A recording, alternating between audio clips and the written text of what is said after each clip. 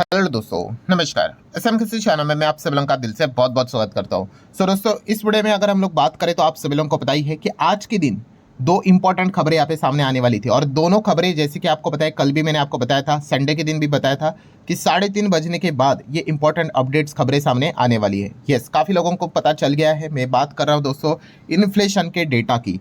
Inflation का data 3:30 बजने के बाद, मार्केट क्लोज हो जाने के बाद यहाँ पे सामने आने वाला है। किसका? हमारे इंडिया का भी और अमेरिका का भी। तो अमेरिका का इन्फ्लेशन का डेटा आने के लिए अभी भी टाइम है, 1-1.5 घंटे के बाद आ जाएगा। उसको भी हम लोग स्टडी कर लेंगे। बट इस वीडियो में हम लोग बात करने वाले हैं हमारा इंडिया का इन्फ्लेशन का डेटा कैसा यहाँ पे आया है। ठीक है, तो सारी चीज़ों को कवर करेंगे कि कितना आया है। उसी के साथ साथ आगे की फोरकास्टिंग से रिलेटेड भी एक मैं कैलकुलेशन आपके सामने रखूंगा। प्लस उसी के साथ साथ लोगों को डाउट भी रहता है इन्फ्लेशन के डेटा को लेकर कि इसमें मतलब एग्जैक्टली क्या क्या चीज़ें इन्वॉल्व की जाती है कि ये डेटा निकल कर आता है। तो ये एक वीडियो आपके सारे सवालों के जवाब यहाँ पे देने वाला है। तो चलो स्टार्ट करते हैं। सबसे पहले अगर हम लोग यहाँ पे बात करें कि एक्चुअल में डेटा कितना आया है, तो आप यहाँ पे देख सकते हो तारीख 12 अगस्त, आज ही की तारीख है। ठीक है, लास्ट टाइम कितना था? 2.10% लास्ट टाइम। इस वक्त अनुमान बहुत कम था कि भाई 2% के भी नीचे आएगा, 1.76% तक आएगा। एंड एक्चुअल डेटा कितना आया है? 1.55%। तो काफ़ी इन्फ्लेशन का डेटा हम लोगों को कम आते हुए देखने को मिला। मतलब किसी ने सोचा भी नहीं था कि भाई इतना कम। ऑब्वियसली इन्फ्लेशन का डेटा बहुत कम आना भी ये एक अच्छी बात यहाँ पे नहीं होती है। जैसे मैंने काफ़ी बार आपको बताया कि 6% के ऊपर जाना नहीं चाहिए।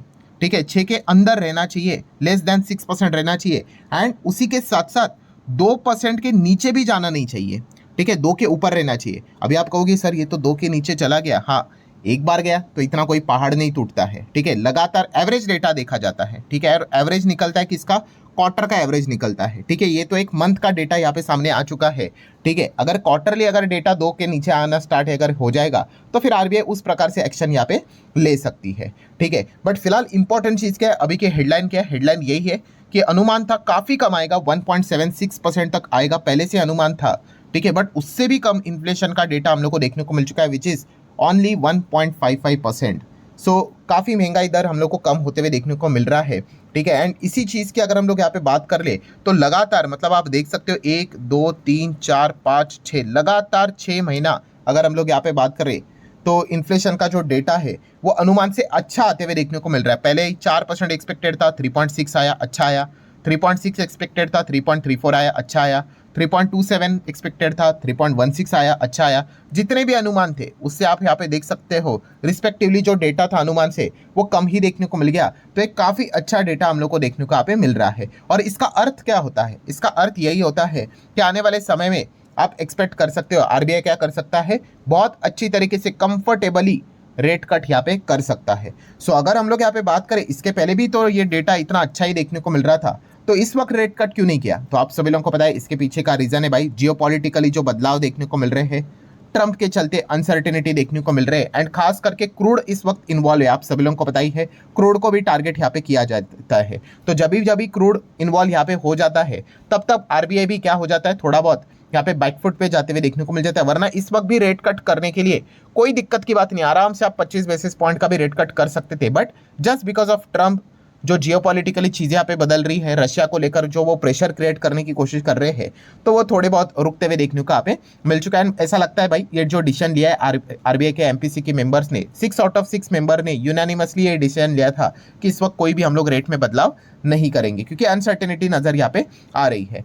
देन दोस्तों अभी आ जाते हैं दोस्तों एस्टिमेट्स के ऊपर। एस्टिमेट के ऊपर थोड़ा सा इसका कैलकुलेशन करके दे देते हैं। मतलब किस चीज़ का एस्टिमेट? तो आप सभी लोगों को पता है जब भी एमपीसी की मीटिंग होती है तो आरबीआई गवर्नर भाई आने वाले समय के एस्टिमेट्स देते हैं, जीडीपी का भी एस्टिमेट देते हैं एंड इन्फ्लेशन का भी एस्टिमेट देते हैं। जीडीपी का एस्टिमेट तो इन्होंने कुछ भी नहीं बदला, पूरे साल का भी नहीं बदला और ना ही क्वार्टरली बदला। हाँ, अगर हम लोग यहाँ पे बात कर ले इन्फ्लेशन का जो एस्टिमेट था वो उन्होंने बदला है। किस चीज़ को लेकर? Q2 को लेकर भी। Q2 मतलब ऑब्वियसली अभी जो डेटा आया वो कौन सा आया? जुलाई मंथ का डेटा है। जुलाई मंथ किस में आता है? Q2 में आता है। ठीक है, जुलाई, देन उसी के साथ साथ अगस्त एंड सितंबर, इन तीनों को मिलके क्या बनता है? Q2। ऑब्वियसली हम अगस्त में चल रहे हैं तो अगस्त का तो डेटा आ नहीं सकता क्योंकि अगस्त कंप्लीट होना अभी भी बाकी है। डेटा किसका आएगा? जुलाई मंथ का यहाँ पे आएगा। ठीक है, सो एक महीने का डेटा यहाँ पे सामने आ चुका है, अभी भी 2 महीना यहाँ पे पेंडिंग है, बट स्टिल हम थोड़ा बहुत कैलकुलेट करके यहाँ पे देख सकते हैं। मतलब आप चेक कर सकते हो जो Q2 है ठीक है, इसके में पहले अनुमान दिया गया था कि 3.4% तक इन्फ्लेशन आ सकता है, अर्ली फोरकास्टिंग, बट इसको अभी हटाना पड़ेगा और ये नया फोरकास्टिंग देखना पड़ेगा जहां पे 2.1% तक का फोरकास्टिंग किया है। किसने? आरबीआई ने। ऐसा कम क्यों किया? क्योंकि उन्होंने बताया मॉनसून अच्छा हुआ है और अच्छा मॉनसून यहाँ पे इन्फ्लेशन को नीचे ही रखने में मदद करता है, तो इसीलिए उन्होंने जो पहली बात बोली थी 3.4 आएगा, उसको घटाकर उन्होंने 2.1 यहाँ पे किया है। सो चलिए इसको भी हम लोग थोड़ा सा कैलकुलेटर के ऊपर कैलकुलेट करके देख लेते हैं कि अगले 2 क्वार्टर में मैक्सिमम कितना हम लोग टॉलरेट कर सकते हैं इन्फ्लेशन, ताकि जो आरबीआई का फोरकास्टिंग है 2.1% उसी में ही हम लोग रहे। तो चलिए कैलसी को मैंने ओपन किया एंड 2.1 टोटल वो इन्फ्लेशन की बात यहाँ पे कर रहे, तो इसका एवरेज के हिसाब से मल्टीप्लाई बाय 3 और इस वक्त कितना आया 1.55। ठीक है, तो 4.75 बचे कितने 2 महीने, तो आप यहाँ पे कह सकते हो अगले 2 महीने में, ठीक है, अगर दोनों महीने में ऐसे 2.375 तक का इन्फ्लेशन अगर आ जाता है, कोई दिक्कत की बात नहीं। आरबीआई ने जितना अनुमान दिया है, ठीक है, वो उसी के हिसाब से हम लोग को चीज़ें देखने को मिलेगी। तो चेक कर लेना भाई कि अगस्त मंथ में क्या इन्फ्लेशन 2.375 के हिसाब से आता है एंड सितंबर में के हिसाब से भी चीज़ें देखनी है। ऑब्वियसली अगस्त में जो डेटा निकल कर आएगा उस हिसाब से हम सितंबर में चीज़ों को चेंज करेंगे, बट 2.375 दोनों मंथ में अगर ये इतना तक इन्फ्लेशन अगर आ जाता है तो हम कह सकते हैं कि आरबीआई का जो फोरकास्टिंग है उस हिसाब से हम लोग आगे यहाँ पे चलते रहेंगे। सो ठीक है दोस्तों, ये वाला डेटा भी हो गया। अब आ जाते हैं सबसे इंपॉर्टेंट चीज़ के ऊपर, जो कि काफ़ी लोगों को परेशानी भी करते हैं। मतलब ऐसी चीज़ें जब मैं बोलता हूँ, कौन सा, कि इन्फ्लेशन केवल 1.5% के आसपास देखने को मिल रहा है, तो नो डाउट काफ़ी लोग गुस्सा भी यहाँ पे हो जाते हैं। सर आपको लगता है 1.5% का इन्फ्लेशन सच में यहाँ पे होता ही है, ये स्कैम है, ये फ्रॉड है? तो दोस्तों ऐसी बात नहीं है।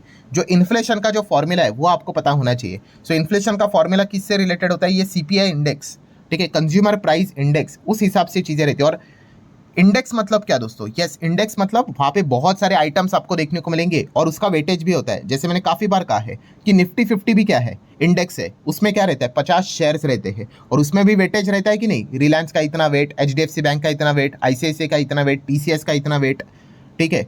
सो वो इंडेक्स है। वैसे ही ये सीपीआई भी हमें जो देखने को मिल जाता है, ये भी इंडेक्स है। और इस इंडेक्स की अगर हम लोग बात कर ले, मोर देन 50%, कितना, मोर देन 50% जो कॉन्ट्रीब्यूशन है वो अनाज से रिलेटेड, अनाज मतलब खाने पीने की चीज़ों से रिलेटेड है, ठीक है। जैसे कि हमारा देश भाई कृषि प्रधान देश है, तो फार्मिंग से रिलेटेड ज़्यादा चीज़ों को फोकस में रख के उस इंडेक्स का एनालिसिस यहाँ पे किया जाता है, ठीक है।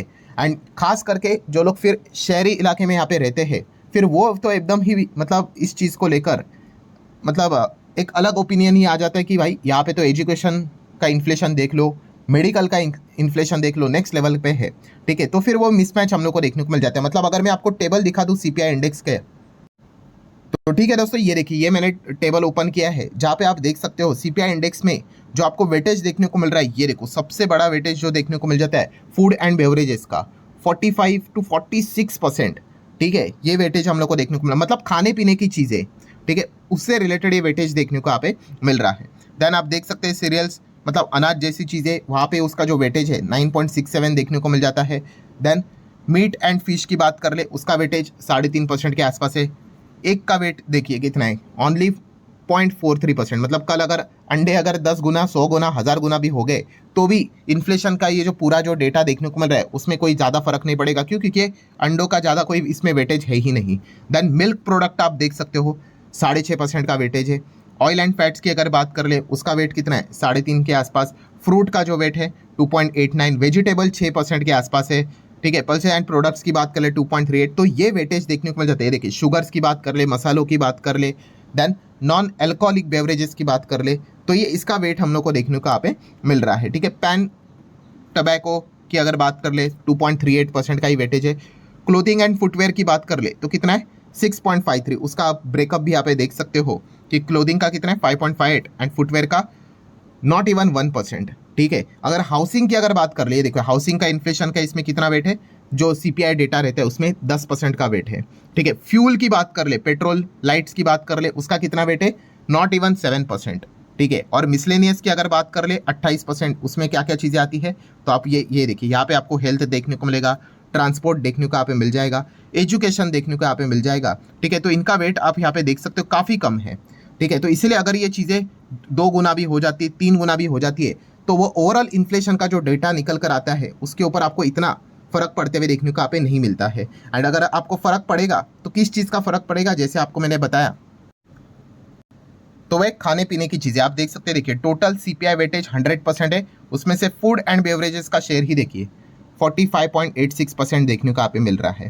ठीक है, तो ये चीज़ हम लोग को देखने को यहाँ पे मिल जाती है, इसीलिए ये जो डेटा है वो हम लोग को इतना लोअर लेवल का देखने को यहाँ पे मिल जाता है। हाँ, अगर इसी सीपीआई बास्केट में मान लो अगर हेल्थ, एजुकेशन, इसका वेटेज अगर 50% अगर ऐसा कुछ होता, जस्ट फॉर एग्जांपल ऑब्वियसली, तो फिर इन्फ्लेशन आपको एक अलग लेवल पे देखने को यहाँ पे मिल सकता था। बट ऑब्वियसली ये जो फॉर्मूला है, ये जो इंडेक्स का जो वेटेज है भाई, ये पहले से यहाँ पे बना हुआ है इकोनॉमिस्ट के द्वारा। ठीक है, तो उसी चीज़ को यहाँ पे पूरा मार्केट फॉलो करते हुए देखने को मिल जाता है। सो ठीक है दोस्तों, सारे डाउट्स भी मैंने क्लियर कर दिए, जो डेटा था वो भी मैंने आप लोगों के सामने यहाँ पे रख दिया। लेट्स सी अब मार्केट इस चीज़ को कैसे रिएक्ट करता है। बट प्रॉब्लम ये है, इसके बाद अभी अमेरिका का डेटा आएगा, वो भी एक देखना इंपॉर्टेंट चीज़ रहेगा, क्योंकि वो ग्लोबल मार्केट को भी प्रभावित जरूर करेगा। सो चलिए दोस्तों, मिलते हैं अगले वीडियो में। ये वीडियो पसंद आएगा लाइक एंड शेयर कर सकते हो। तब तक के लिए बाय बाय।